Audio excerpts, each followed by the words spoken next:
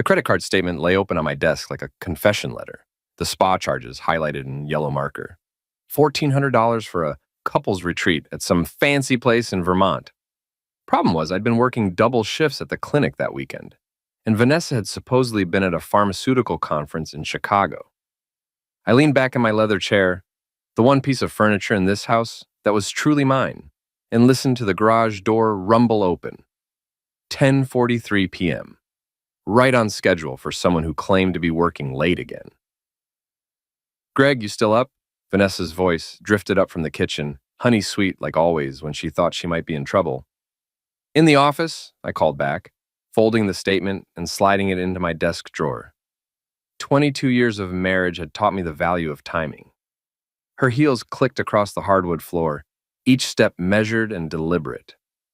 Vanessa Harper never did anything without calculation. She appeared in my doorway looking immaculate despite her supposed 12-hour day. Not a blonde hair out of place, lipstick fresh, that particular glow that comes from good Zex and expensive wine. "How was your day, honey?" She leaned against the doorframe, her pharmaceutical sales smile firmly in place. "Oh, you know, sick people, insurance companies, the usual." I swiveled my chair to face her fully. "How was yours? Another late meeting with the regional team?" "Mm-hmm." She was already looking at her phone, thumb scrolling through messages. "These new product launches are killing me. I might need to travel more this quarter. Speaking of travel," I opened the drawer and pulled out the statement. "Got our credit card bill today. Interesting charges." The phone slipped from her fingers, clattering on the hardwood. For just a second, her mask dropped, and I saw something I'd never seen before in my wife's eyes. Genuine fear. "I can explain that," she said, bending to retrieve her phone. "I'm sure you can. You always were creative." I stood up, all 6'2" of me unfolding slowly. Vanessa was tall herself, but she still had to look up to meet my eyes. The Serenity Springs Couples Retreat. Very romantic name. "Did you enjoy it?" "Greg, please. It's not what you think. What I think is that my wife charged $1,400 for a romantic weekend while I was treating strep throat and ear infections. What I think is that someone named Aiden has been texting you at all hours. What I think is that you've been lying to me for months." Her face went through a fascinating series of expressions: denial, anger, calculation, and finally settling on wounded innocence. It was like watching a masterclass in manipulation. "You've been spying on me? I've been living with you. There's a difference." I moved closer, close enough to smell her perfume, not the one I'd bought her for Christmas. "So who is he, Vanessa? Someone from work?" "You're being paranoid." "Am I? Then you won't mind if I call the hotel, ask them about their conference facilities, or maybe I'll check with your company, see if they have any record of reimbursing you for that Chicago trip."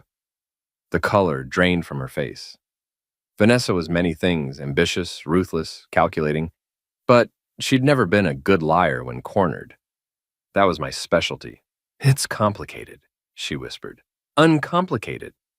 She sank into the chair across from my desk, the fight going out of her like air from a punctured tire. "His name is Aiden Brooks. He's in medical device sales. We've been seeing each other for 6 months. 6 months. I did the math quickly. That meant it started right around our anniversary. How wonderfully poetic. Seeing each other, is that what we're calling it? I sat back down, steepled my fingers. "And the conference in Chicago? We went to Martha's Vineyard instead." "Of course you did." I laughed, but there was no humor in it. "Let me guess. He's younger than me, drives something expensive, tells you how brilliant and beautiful you are, how you deserve so much more than your boring doctor husband." Don't what? Don't point out that you're having a midlife crisis cliche? Don't mention that you've been lying to my face every day for half a year? I leaned forward. Or don't mention that you've been risking both our health by sleeping around. That last part hit home. Vanessa's hand flew to her throat. "We've been careful." "Have you? Because here's the thing about being a doctor, sweetheart. I know things. I see test results. And your boyfriend, Aiden? He came to see me 3 weeks ago." The lie rolled off my tongue smooth as silk, but the effect was immediate and devastating. Vanessa went white as paper. "What are you talking about?" "Confidentiality prevents me from discussing specific test results, of course. But I will say this. You might want to get yourself checked. Soon." It wasn't true. Aiden Brooks had never set foot in my clinic. But Vanessa didn't know that. and the fear in her eyes was absolutely delicious. You're lying. Are you willing to bet your health on that? I stood up again. Here's what's going to happen. You're going to pack a bag, you're going to go stay with your lover boy, and you're going to think very carefully about what you want to do next. Greg, please, we can work this out. No, we can't. Because this isn't just about the affair, Vanessa. This is about who you are. This is about 22 years of marriage to someone who thinks I'm too stupid to notice when she's lying. I walked up to the door. Pack light. I'll be changing the locks tomorrow. You can't kick me out of my own house. Watch me. I left her sitting there, already reaching for her phone to call her precious Aiden. Let him comfort her. Let him deal with her panic about imaginary test results. Let him figure out what to do when the woman he'd been screwing turned out to come with more baggage than he'd bargained for. 22 years of marriage, and I'd never seen my wife's true face until tonight. But now that I had, I was going to make sure everyone else saw it too. Dr. Harper, your 9 o'clock is here, and she looks like she's been hit by a truck. Frankie Martinez had been my nurse for 8 years, and she had a gift for reading people that would make a poker player weep with envy. She also had absolutely no filter, which made her invaluable in a small town where everyone knew everyone else's business. Send her in, I said, not looking up from my computer screen. I'd been staring at the same patient file for 10 minutes, my mind elsewhere. You okay, Doc? You look like you didn't sleep much. I'm fine, Frankie. Uh-huh, and I'm the Queen of England. She plopped down in the chair across from my desk, clearly settling in for a chat. Heard Vanessa's car wasn't in your driveway this morning. Mrs. Wilkes mentioned it when she came in for her arterial pressure check. Of course she did. Mrs. Wilkes lived next door and had made neighborhood surveillance her personal hobby since retiring from the post office. Nothing happened on Maple Street without her knowledge. Vanessa's staying elsewhere for a while. Elsewhere, meaning that fancy new condo complex on Harbor Road, because I saw her car there yesterday when I was driving my mom to physical therapy. I looked up sharply. You saw her car? That white BMW with the pharma company plates? Hard to miss. She was coming out of Building C with some guy in an expensive suit. Tall, dark hair, looked like he spent more on his haircut than I make in a week. Aiden Brooks. Had to be. Did you recognize him? Nope, but he was driving a Tesla, red one. License plate said Closer One, or something equally obnoxious. Frankie rolled her eyes. The kind of guy who thinks his car is a personality. I made a mental note. Harbor Road condos. Building C, Tesla, with a vanity plate. Amazing how much information you could gather when you knew where to look. Frankie, what do you know about medical device sales reps in the area? Plenty. They're always trying to buy us lunch, get FaceTime with you about their latest gadgets. Why? Just curious about the industry? Vanessa works with some of them. Oh, honey. Frankie's expression softened. You want to tell me what's really going on? Before I could answer, my phone buzzed. Text message from an unknown number. We need to talk. This is ridiculous. V. I showed the screen to Frankie, who snorted. She's texting you from a new number? That's either very sneaky or very desperate. Probably both. I deleted the message without responding. Send in my 9 o'clock, would you? Sure thing, but Doc, if you need anything, information, a shoulder, someone to accidentally bump into people with my car, just let me know. The patient turned out to be Mrs. Chen from the flower shop, worried about a rash that looked like nothing more than contact dermatitis from handling plants. Easy diagnosis, simple treatment. The kind of straightforward problem I wished I had in my personal life. By lunch, I'd seen 12 patients, renewed 6 prescriptions, and fielded 3 more texts from Vanessa's new number, each one more desperate than the last. Please call me. We can fix this. I made an appointment with Dr. Morrison for testing. Are you happy now? That last one made me smile. Dr. Morrison was a good physician, but he was also the biggest gossip in the medical community. By evening, half the doctors in town would know that Vanessa Harper was getting STD testing. The other half would know by morning. Dr. Harper? Frankie stuck her head into my office. Your last patient canceled. Want to grab lunch at Murphy's? I'm buying if you're willing to listen to me complain about my ex-husband's latest stupidity. Murphy's Deli was the unofficial gossip central of our small town. Doctors, lawyers, shop owners, and retirees all gathered there for overpriced sandwiches and underpriced information. It was exactly where I needed to be. Let's go. The lunch crowd was in full swing when we arrived. Frankie waved to half the room while I grabbed us a corner table with a good view of the entire restaurant. Old habits from my residency days.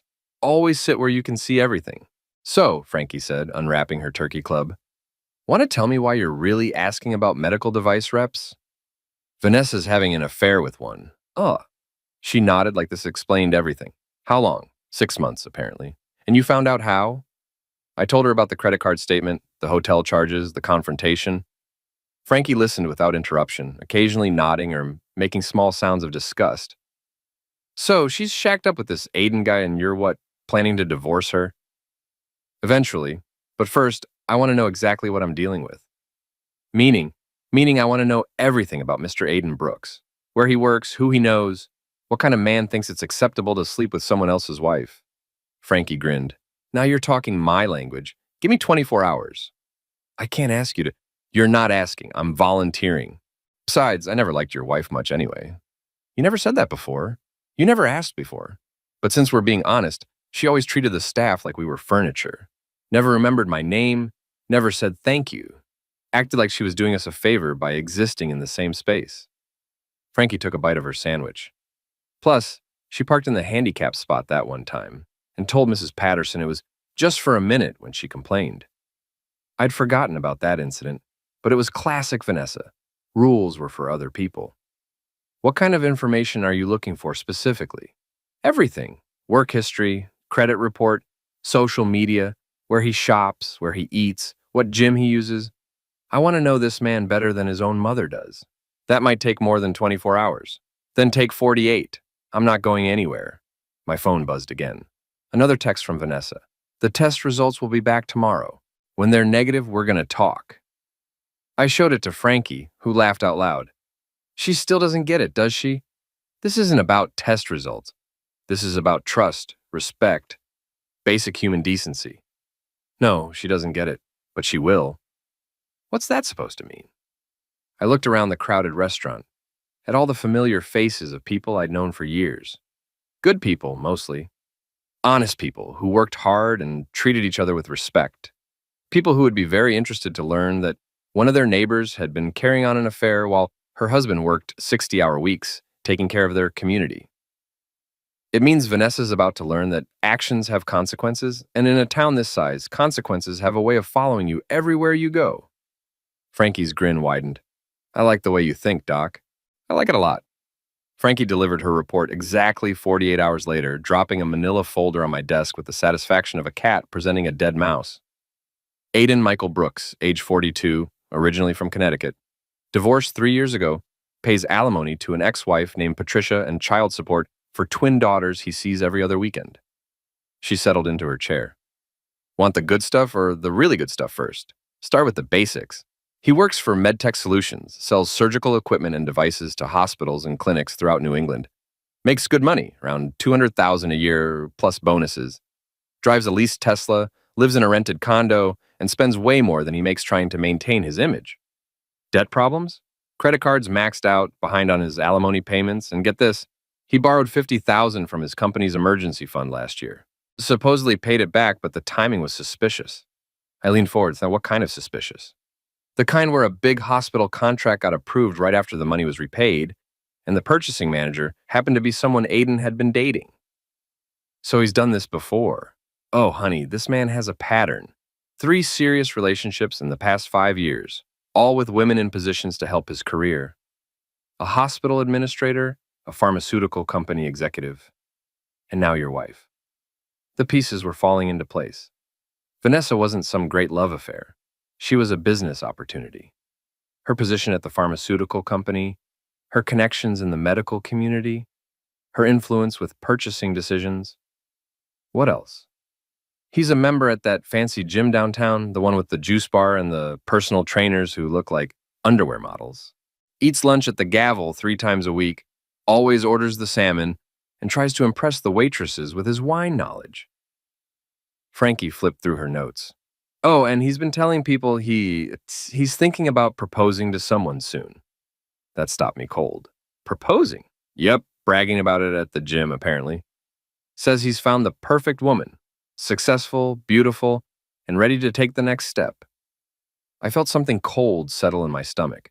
Not jealousy, something much more dangerous. Rage. There's more, Frankie continued. I had coffee with Jennifer Walsh yesterday. You remember Jennifer? She used to work in billing at Regional Medical. I nodded. Jennifer had left her job 6 months ago under mysterious circumstances. Turns out she didn't quit. She was fired for taking kickbacks from medical device companies. And guess whose signature was on the contracts she approved? Aiden Brooks. Bingo. Jennifer's bitter as hell about it, too. Says Aiden threw her under the bus to save his own skin, promised he'd help her find another job, and then ghosted her completely. Is she willing to talk? She's willing to do more than talk. She's got documentation, emails, contracts, even some recordings she made when she realized Aiden was setting her up to take the fall. This was better than I'd hoped. Not only was Aiden a serial cheater and manipulator, he was also potentially guilty of fraud and corruption. The kind of information that could destroy a career and maybe even result in criminal charges. Where is Jennifer now? Working at a medical supply company in Portland, making half what she used to. She's got a mortgage, 2 kids, and an ex-husband who's behind on child support. She could use a friend. Set up a meeting. My phone rang before Frankie could respond. The caller ID showed my son Ethan's number. Hey, Dad, got a minute? Of course. What's up? I'm at the house picking up some books and Mom's here. She's pretty upset, crying and stuff.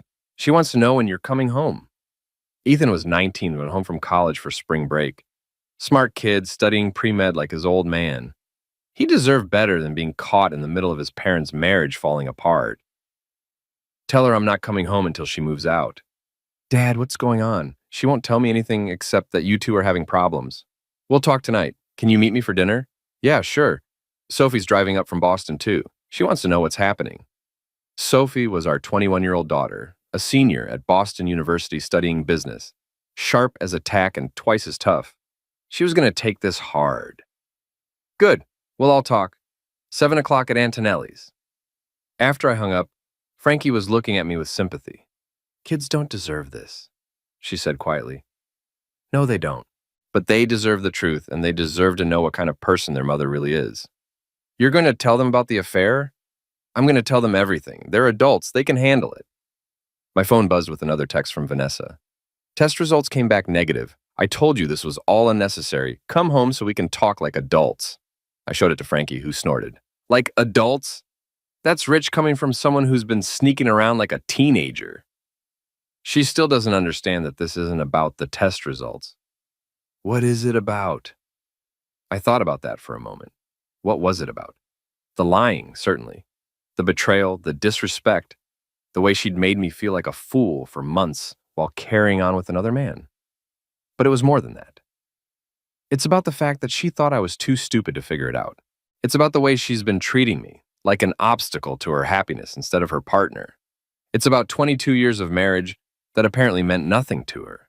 And now she's going to learn that I'm not the pushover she thought I was. She's going to learn that actions have consequences, and some things can't be fixed with tears and apologies. Frankie grinned. I do love it when you get that look in your eyes. Reminds me why I like working for you. What look? The same look you get when you're dealing with a difficult diagnosis. Like you're going to solve the problem no matter what it takes. She wasn't wrong. I was approaching this like a medical case. Gather information, analyze the symptoms, develop a treatment plan, and execute it with precision. The only difference was that this time, the patient was my marriage, and the prognosis was terminal.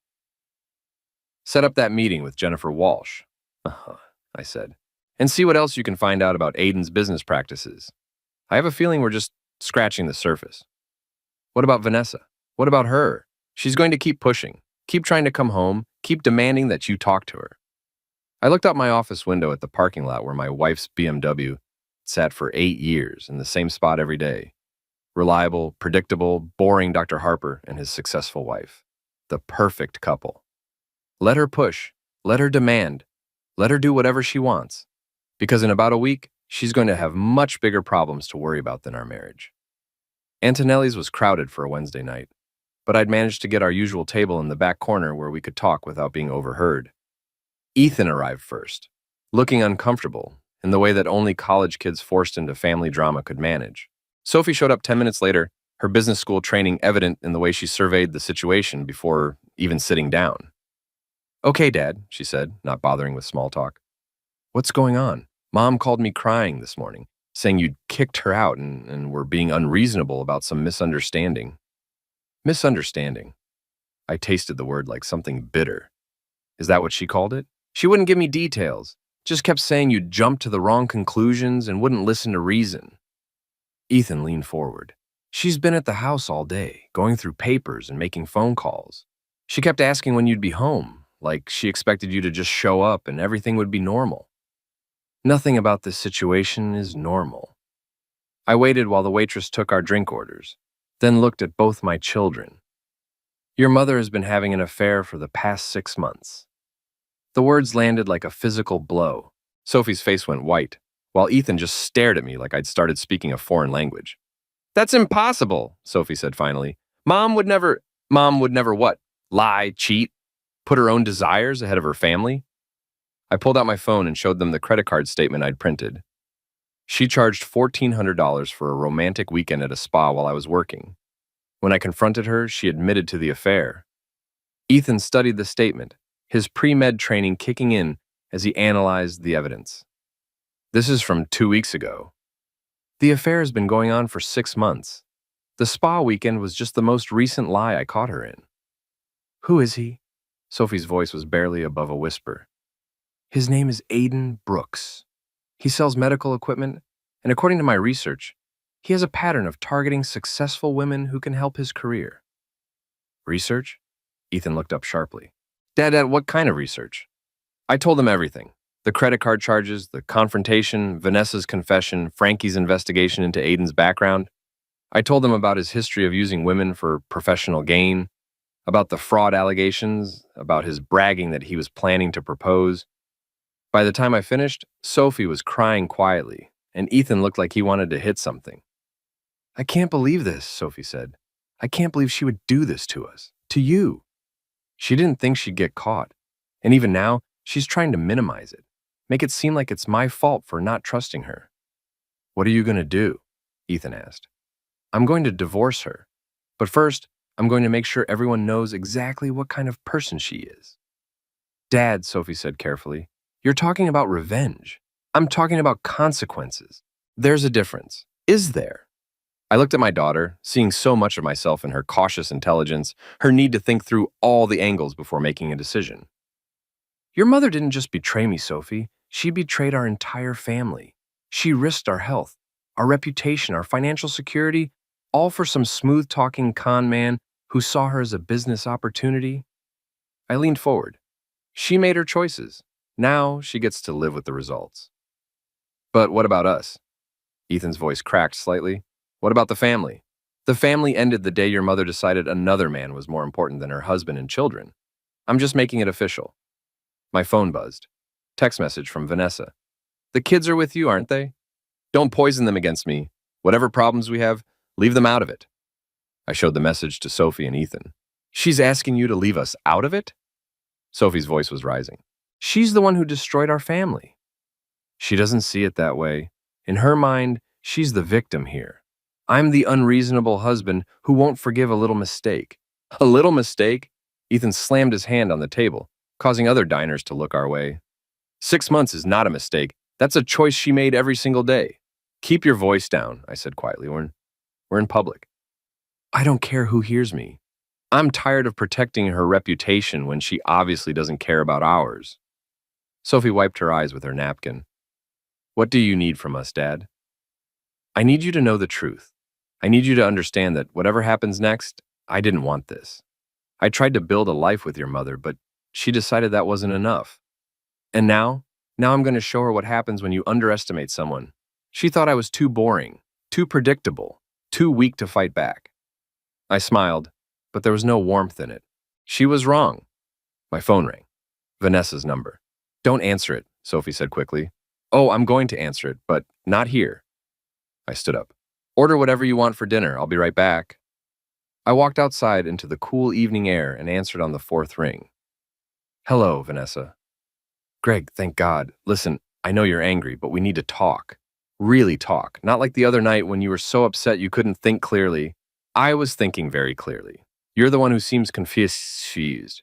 I made a mistake, I admit that, but it's over now, and we can move past this if you'll just... It's over? You ended it? A pause. Well, not exactly ended it, but... So you're still with him. It's complicated. No, Vanessa, it's really not. You're either married to me or you're with him. You don't get both. Why are you being so black and white about this? People make mistakes. People work through problems. That's what marriage is about. I could see Sophie and Ethan through the restaurant window, sitting close together, talking quietly. My children, trying to process the fact that their mother had blown up their family for a man she barely knew. You know what marriage is about, Vanessa? It's about respect. It's about honesty. It's about putting your family first instead of whatever makes you feel good in the moment. I never meant for this to happen, but it did happen. For 6 months, it happened. Every time you lied to me, every time you snuck around behind my back, every time you came home and acted like the loving wife while you were planning your next rendezvous. Greg, please. I'm done, Vanessa. With the lies, with the excuses, with pretending that this is something we can fix. You made your choice. Now live with it. I hung up and turned off the phone. When I got back to the table, Sophie and Ethan were waiting with worried expressions. How bad was it? Sophie asked. She still doesn't understand that it's over. She thinks this is something we can work through with counseling and time. Can you? Ethan asked quietly. Work through it, I mean. I looked at my son, this young man who still believed that love could conquer all, that people were basically good, that families stayed together because they were supposed to. No, I said simply. Some things can't be fixed. Some betrayals are too deep, too fundamental. Your mother didn't just cheat on me. She showed me that everything I thought I knew about her was wrong. So what happens now? Sophie asked. Now we order dinner and we talk about anything except your mother. And tomorrow, I start making sure that everyone in this town knows exactly what kind of person Vanessa Harper really is. The waitress came by to take our order, and for a few minutes we pretended to be a normal family having a normal dinner. But we all knew that normal was gone forever, destroyed by a woman who thought she deserved more than the life she'd built with us. As I watched my children try to process their new reality, I felt something cold and hard settle in my chest. Vanessa had made her choice. Now she was going to discover that choices had consequences, and some consequences lasted a lifetime. Jennifer Walsh looked older than I remembered, stress lines around her eyes that hadn't been there when she worked at Regional Medical. We met at a coffee shop in Portland, far enough from home that we wouldn't run into anyone we knew. Dr. Harper, I have to say I was surprised when your nurse called. I wasn't sure you'd want to be seen with me after what happened. What happened wasn't your fault, Jennifer. You were set up. She laughed bitterly. Try telling that to my former colleagues, or my mortgage company, or my kids when they ask why we can't afford the things we used to. I studied her across the small table. Jennifer had been good at her job, honest as far as I knew, the kind of employee who followed rules and trusted that doing the right thing would be enough. Aiden Brooks had destroyed her life as casually as someone swatting a fly. Tell me about Aiden. What do you want to know? Everything. How he operates, who he targets, what his weaknesses are. His weaknesses? Jennifer raised an eyebrow. Planning something? He's having an affair with my wife. Ah. She nodded like this explained everything. Then you're in for a rough ride. Aiden doesn't just sleep with women. He studies them, finds out what they want, what they're missing in their lives, and then becomes exactly what they need. What did my wife need? Excitement, probably. Adventure. The feeling that she was special, chosen, worth taking risks for. Jennifer stirred her coffee thoughtfully. Aiden's very good at making women feel like they're the most fascinating person he's ever met. Until he gets what he wants. Until he gets what he wants, she agreed. In my case, it was contract approvals and inside information about upcoming purchases. What does your wife have that he needs?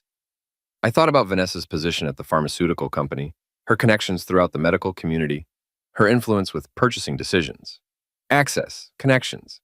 She knows everyone in the regional medical market. Then he'll keep her around as long as she's useful.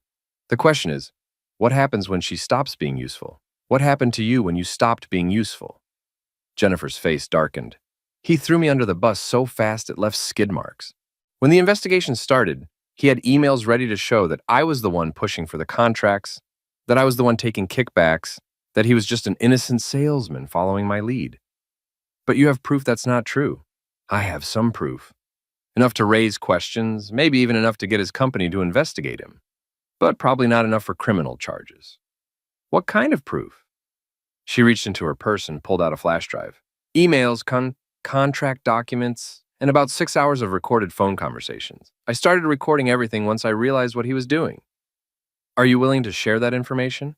With you, absolutely. With the authorities? That's more complicated. I could face charges myself for some of the things I did, even though I was manipulated into doing them. I pocketed the flash drive. What if there was a way to expose him without involving you directly? What do you mean? I mean, what if someone else discovered evidence of his fraudulent practices? Someone with no connection to you, no reason to protect you, just a concerned citizen who stumbled across information about corruption in medical device sales? Jennifer smiled for the first time since we'd sat down. That would be very interesting, especially if that information happened to reach the right people at his company, and maybe a few key clients who might want to review their contracts with him. Hypothetically speaking, of course. We talked for another hour. Jennifer filled in details about Aiden's methods, his personality, his professional relationships. She gave me names of other women he'd used and discarded, other companies where he'd left a trail of questionable deals. By the time I left Portland, I had a clear picture of the man who'd been sleeping with my wife. Aiden Brooks wasn't just a cheater. He was a predator who used women's emotions as tools to advance his career. He'd done it before, he was doing it now with Vanessa, and he'd keep doing it until someone stopped him. That someone was going to be me. I drove back to town with my mind racing, plans forming and reforming as I considered all the angles. The flash drive in my pocket contained enough information to destroy Aiden's career, but I needed to be smart about how I used it. Too direct, and it would look like a jealous husband's revenge. Too subtle, and it might not have the impact I wanted. My phone had been buzzing with messages all afternoon. I pulled over at a rest stop to check them. 3 from Vanessa. We need to talk. This is ridiculous. I'm coming to the clinic tomorrow. 2 from Ethan. Mom's been calling me all day. She wants me to talk to you. 1 from Sophie. Stay strong, Dad. We're with you. And 1 from Frankie. Got more info on your friend Aiden. You're gonna love this. I called Frankie first. Please tell me you have good news. Better than good. I had lunch with my cousin Maria today. She works in the billing department at Mass General. Guess whose contracts are under review for irregularities? Aiden's? Bingo. Apparently there have been complaints about his sales practices, questions about some of the deals he's negotiated. Nothing official yet, but the hospital's legal department is taking a close look. This was perfect. If Mass General was already investigating Aiden, the information on Jennifer's flash drive would be like gasoline on a fire. Frankie, I need you to do something for me, but it has to be completely anonymous, no connection to me or the clinic. I'm listening. I need someone to send some documents to the compliance officer at Mass General. Documents that might help with their investigation into medical device sales practices. What kind of documents? The kind that show a pattern of fraudulent behavior by certain sales representatives. There was a pause. Doc, are you sure about this? Once you go down this road, there's no turning back. I'm sure. Aiden Brooks has been destroying people's lives for years. It's time someone returned the favor. Okay, give me the documents and I'll make sure they reach the right people. No fingerprints, no trail back to you. Thank you, Frankie. Don't thank me yet. What about your wife? I looked out at the highway, at all the people driving home to their families, their normal lives, their intact marriages. Vanessa made her choice when she decided Aiden was more important than our marriage.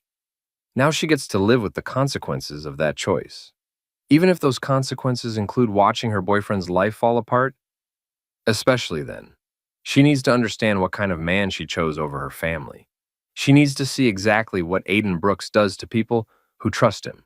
And after that, then she shall have to decide if a man who's lost his job, his reputation, and his future is still worth destroying her marriage for. I hung up and sat in my car for a few more minutes, watching the traffic flow past. In a few days, maybe a week, Aiden Brooks's world would start to crumble.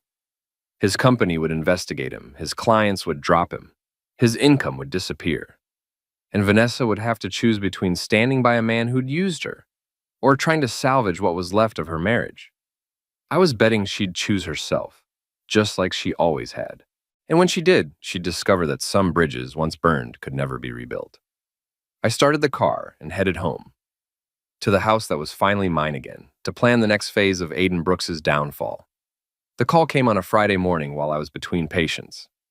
Frankie stuck her head into my office with a grin that could have lit up the entire building. "Dr. Harper, you might want to take this. It's Vanessa, and she sounds upset." I picked up the phone. "Hello, Vanessa." "Greg, something terrible has happened. Aiden's been suspended from his job. They're investigating him for fraud or something. His company froze his accounts, and they're threatening criminal charges." I leaned back in my chair, fighting to keep the satisfaction out of my voice. "That sounds serious." "It's more than serious. It's devastating. He could go to prison. And the worst part is, he thinks someone set him up.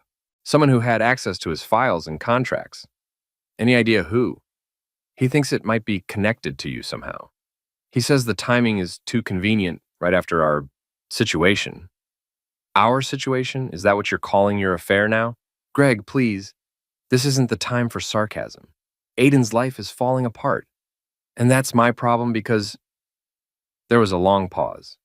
When Vanessa spoke again, her voice was smaller, more uncertain than I'd heard it in years. "Because I think I might have made a mistake." "Which mistake would that be?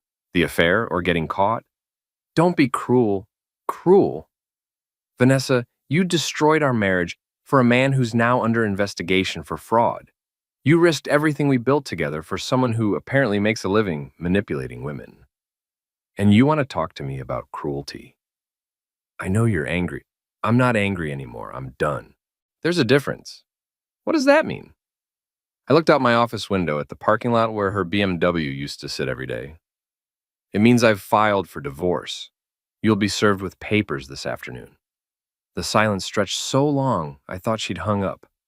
Finally, she whispered, "You can't be serious." "Completely serious. I've also changed the locks on the house, closed our joint accounts, and removed you from my insurance policies. You're officially on your own." "Greg, please. I know I hurt you, but we can work through this. Couples therapy, counseling, whatever you want. Just don't throw away 22 years of marriage." "I'm not throwing it away. You already did that. But I love you."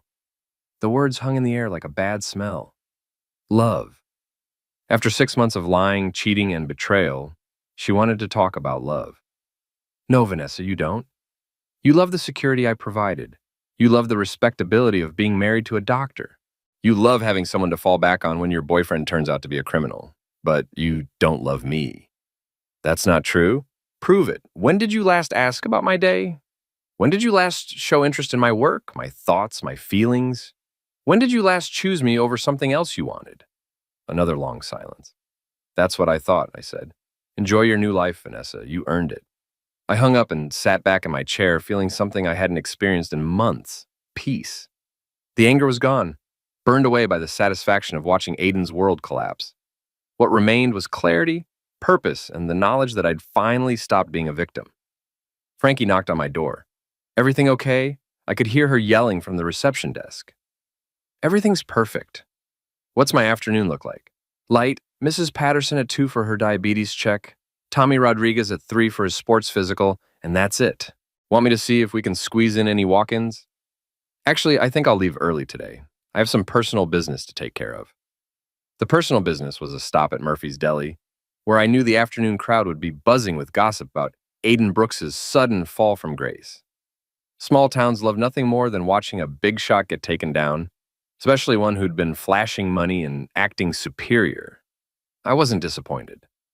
The conversation stopped when I walked in, then resumed in hushed tones as people tried to figure out if I knew about my wife's connection to the disgraced salesman. "Dr. Harper," called out Bill Murphy from behind the counter. "The usual? Please." I took my sandwich to a table near the back and listened to the conversations swirling around me. The story had grown in the telling, as stories do. Aiden wasn't just under investigation. He was definitely guilty. He wasn't just suspended, he was fired. He wasn't just in financial trouble, he was broke. "I heard his company's going after him for restitution," said Mrs. Chen from the flower shop. "Could be hundreds of thousands of dollars." "Serves him right," replied Bob Patterson, the retired police chief. "Man like that thinking he can buy his way into anything. Always rubbed me the wrong way." "What about his girlfriend?" asked someone else. "That pharmaceutical woman he's been seen with?" "Vanessa Harper." supplied Mrs. Wilkes, my neighbor. Poor Dr. Harper. Must be awful for him having his wife mixed up with a criminal. I kept eating my sandwich, letting the conversation wash over me. Poor Dr. Harper indeed. If only they knew how not poor I was feeling at that moment. My phone buzzed. Text message from Sophie. Heard about Mom's boyfriend on the news. Are you okay? I typed back, better than okay. Justice has a way of working out. Another message, this one from Ethan. Mom called me crying. Says you won't talk to her. Nothing left to say. She made her choice. A third message from an unknown number. This is Aiden. We need to talk. I know you're behind this. I stared at that last message for a long moment, then typed a response. I don't know what you're talking about, but I hear unemployment gives you lots of free time. Maybe you can use it to reflect on your life choices. I deleted his number and blocked it. Whatever Aiden Brooks wanted to say to me, I wasn't interested in hearing it. By the time I finished my sandwich, the entire deli knew that Vanessa Harper's boyfriend was under investigation for fraud, that Harper had filed for divorce, and that justice had been served in the most satisfying way possible. I drove home through the tree-lined streets of my neighborhood, past the houses where I'd delivered babies, treated sick children, and helped families through medical crises. These were my people, my community. They respected hard work, honesty, and loyalty. They had no patience for people who thought rules didn't apply to them. Vanessa's BMW was in my driveway. I parked behind it, blocking her in, and walked to the front door. She was sitting on the porch steps, looking smaller and more defeated than I'd ever seen her. The locks, she said without looking up. I told you I changed them. I know, I needed to come home. This isn't your home anymore. She looked up then, and I saw that she'd been crying. Her makeup was smudged, her hair disheveled, her clothes wrinkled. This wasn't the polished, confident woman who'd been sneaking around behind my back for 6 months. This was someone who'd finally realized that actions had consequences. Greg, please, I know I made mistakes, but I'm begging you, don't do this. Don't throw away everything we built together. What did we build together, Vanessa? Really? Because from where I'm standing, it looks like I built a life, and you lived in it until something better came along. That's not fair. Fair, I laughed, but there was no humor in it. You want to talk about fair? Was it fair to lie to me for 6 months? Was it fair to risk my health by sleeping around? Was it fair to spend our money on romantic getaways with another man? I'll pay you back. With what? Your boyfriend's unemployed, remember? And something tells me he won't be in a position to help with expenses for a very long time. She flinched like I'd slapped her. You did this to him, didn't you? You destroyed his career. I didn't have to destroy anything. I just made sure the right people knew what kind of man he really was. Aiden Brooks destroyed his own career by being a fraud and a manipulator. I just helped speed up the process. He could go to prison. That's between him and the legal system. Not my problem. Vanessa stood up, and for a moment I saw a flash of the old anger, the entitled fury of someone who wasn't used to being told no. You fool! You cold, calculating fool! I never knew you could be so vindictive. You never knew me at all. That was the problem. So this is it? 22 years of marriage, and you're just going to throw it all away for revenge? I'm not throwing anything away. I'm finally stopping you from throwing it away. I pulled out my keys. Move your car, Vanessa. You're trespassing. Where am I supposed to go? That's not my problem anymore. Maybe your boyfriend has some ideas. Oh, wait. He's probably too busy dealing with federal investigators to worry about your housing situation. She stared at me for a long moment, and I could see her trying to process this new version of her husband. The pushover was gone. The man who'd spent 22 years accommodating her wishes, enabling her selfishness, and putting her needs first had been replaced by someone who simply didn't care what happened to her. I hate you, she whispered. No, you don't. You hate that you finally have to face the consequences of your choices. You hate that your safety net is gone. You hate that you can't manipulate me anymore. I unlocked my front door. But you don't hate me. You never cared enough about me to hate me. I went inside and closed the door, leaving her standing on the porch of what used to be her home. Through the window, I watched her get in her car and drive away, probably to figure out what remained of her life now that both her husband and her boyfriend were gone. I poured myself a glass of wine and sat in my leather chair, the one piece of furniture in the house that had always been truly mine. Outside, the sun was setting over the neighborhood where I'd lived for 2 decades, where I'd built a reputation as a good doctor and a decent man. Tomorrow, everyone would know that Dr. Greg Harper wasn't someone you could cheat, lie to, or take advantage of. They'd know that quiet, reliable Dr. Harper had a backbone made of steel and a capacity for justice that his enemies underestimated at their own peril. Vanessa had wanted excitement, adventure, a man who would sweep her off her feet and make her feel special.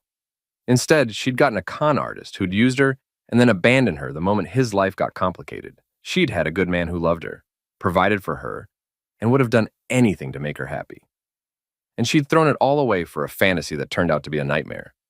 As I sat in the growing darkness, I felt something I hadn't experienced in years. Complete satisfaction. Justice had been served, accounts had been balanced, and the people who'd thought they could manipulate and betray me had learned otherwise. The old Greg Harper would have felt guilty about destroying 2 lives. The new Greg Harper just felt grateful that the trash had taken itself out.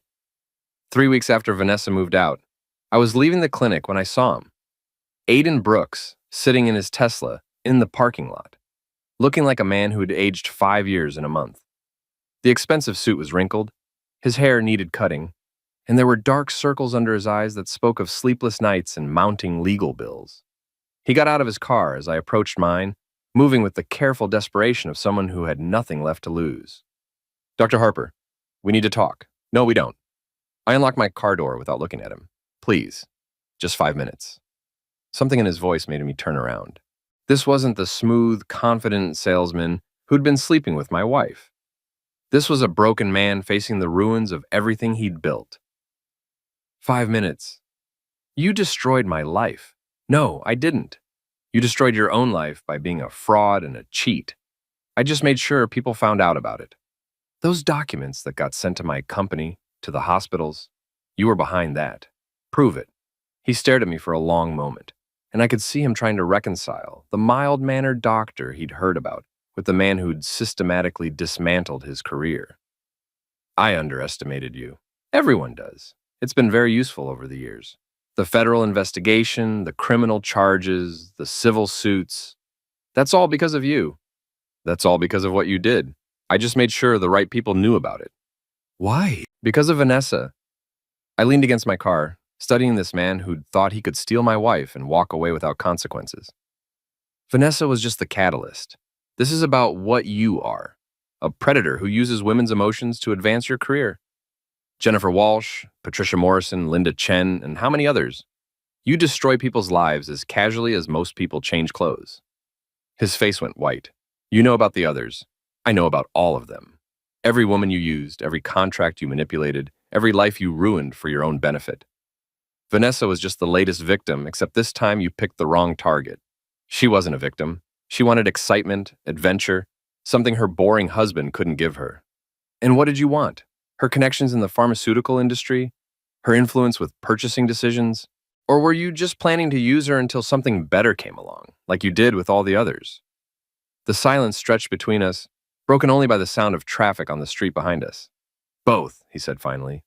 "I needed her connections, but I also, I cared about her." "No, you didn't. You cared about what she could do for you, just like you cared about Jennifer Walsh until she stopped being useful. Just like you cared about all the others. You don't understand. I understand perfectly. You're a sociopath who's very good at mimicking human emotions. You study women like a scientist studying lab rats, figure out what they need, and then become exactly that person until you get what you want. That's not true, isn't it? Tell me, Aiden, what was Vanessa missing in her marriage that made her vulnerable to your manipulation?" He looked away, unable to meet my eyes. "She felt unappreciated, taken for granted. She wanted someone who saw her as exciting, desirable, worth taking risks for. And you became that someone. The attentive lover who hung on her every word, who made her feel like the most fascinating woman in the world. Very effective technique. It wasn't all an act. Yes, it was. Because if you'd really cared about her, you wouldn't have been planning to propose to her while you were still paying alimony to your ex-wife. You wouldn't have been using her company connections to advance your career. And you sure as hell wouldn't have abandoned her the moment your life got complicated." "I didn't abandon her." "No? Then where is she now? Living in a studio apartment across town, working temp jobs because her pharmaceutical company fired her for associating with you. When's the last time you called her? When's the last time you offered to help with her expenses? The look on his face told me everything I needed to know. That's what I thought. You got what you needed from her, and now that she's more liability than asset, you've moved on, just like always. What do you want from me? Nothing. You're already finished.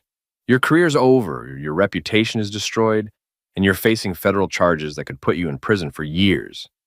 My work here is done. Then why are we having this conversation? I pushed off from my car and stepped closer to him.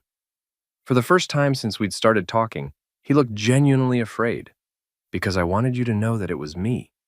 I wanted you to understand that when you chose to destroy my marriage, you picked a fight with someone who's smarter, more patient, and more ruthless than you ever imagined. You're not ruthless. You're a small-town doctor. I'm a small-town doctor who spent 4 years in medical school, 4 years in residency, and 20 years in practice, learning how to diagnose problems and eliminate them. You were a problem, Aiden. Now you're eliminated. He took a step back, finally understanding that he was looking at a predator who'd been disguised as prey for so long that everyone had forgotten what he really was. What about Vanessa? Are you going to destroy her too? Vanessa destroyed herself. I just stopped enabling her to do it at my expense.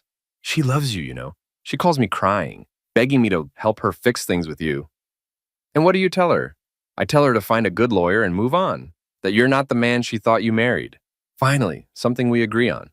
I'm not the man she thought she married. I'm much worse. I got in my car and rolled down the window. One last piece of advice, Aiden. When you're sitting in your cell thinking about all the choices that led you there, remember this conversation. Remember that there are consequences for treating people like disposable objects. And remember that some of us fight back. I drove away, leaving him standing in the empty parking lot with the ruins of his life scattered around him like broken glass. That night, I sat in my study with a glass of wine and the divorce papers that had been finalized that afternoon. 22 years of marriage, reduced to a legal document that divided assets and terminated obligations. Vanessa had gotten half of our savings, but that was fine. I'd made sure to move most of our assets into accounts she couldn't access before filing. She'd gotten her car and her personal belongings, but the house was mine. She'd gotten her freedom, but she'd also gotten the consequences of her choices. My phone rang. Sophie's number. Hey, Dad, how are you holding up? Better than expected. The divorce is final. I know. Mom called me. She's not doing well. That's not my problem anymore. I know. But she's still my mother. I heard the conflict in my daughter's voice, the struggle between loyalty to me and concern for the woman who'd given birth to her. Sophie, I would never ask you to choose between us. Your mother made some terrible decisions, but she's still your parent. You have every right to maintain a relationship with her. What about you? Do you hate her? I thought about that question for a long moment. Did I hate Vanessa? The woman who'd shared my bed for 22 years, who'd given me 2 beautiful children, who'd been my partner in building the life I'd thought we both wanted? No, I said finally. I don't hate her. I just don't care about her anymore. There's a difference. That might be worse. It might be, but it's honest. We talked for a few more minutes about her classes, her job prospects after graduation, her plans for the summer. Normal father-daughter conversation, the kind I'd been having with her for 21 years. Some things didn't change, even when everything else fell apart.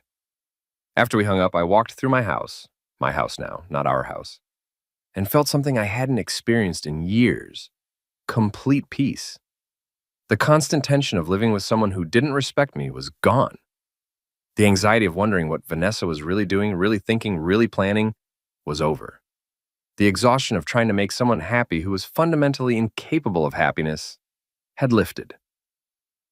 I was 52 years old, financially secure, professionally respected, and completely free to build whatever life I wanted. The future stretched ahead of me like an open road, full of possibilities I'd forgotten existed. Vanessa had wanted excitement and adventure. Instead, she'd gotten a con man who'd used her and discarded her like a broken toy. She'd wanted someone who would appreciate her, and she'd found someone who'd seen her as nothing more than a business opportunity. She'd had a husband who'd loved her, provided for her, and built a good life with her. And she'd thrown it all away for a fantasy that had turned into a nightmare. As I turned off the lights and headed upstairs to bed, I thought about Aiden Brooks, probably sitting in his empty condo, staring at legal documents and wondering how his perfect plan had gone so wrong. I thought about Vanessa, alone in her studio apartment, finally understanding that actions had consequences and some mistakes couldn't be undone. And I thought about myself, the quiet, predictable, boring Dr. Harper who'd turned out to be anything but predictable when pushed too far. Tomorrow, I'd go back to work. I'd treat patients, save lives, and continue being the respected member of the community I'd always been. But I'd do it with the knowledge that I was nobody's victim, nobody's fool, and nobody's safety net. I'd do it as a man who'd been tested and had passed with flying colors. I'd do it as someone who'd learned that sometimes the best revenge wasn't getting mad, it was getting even.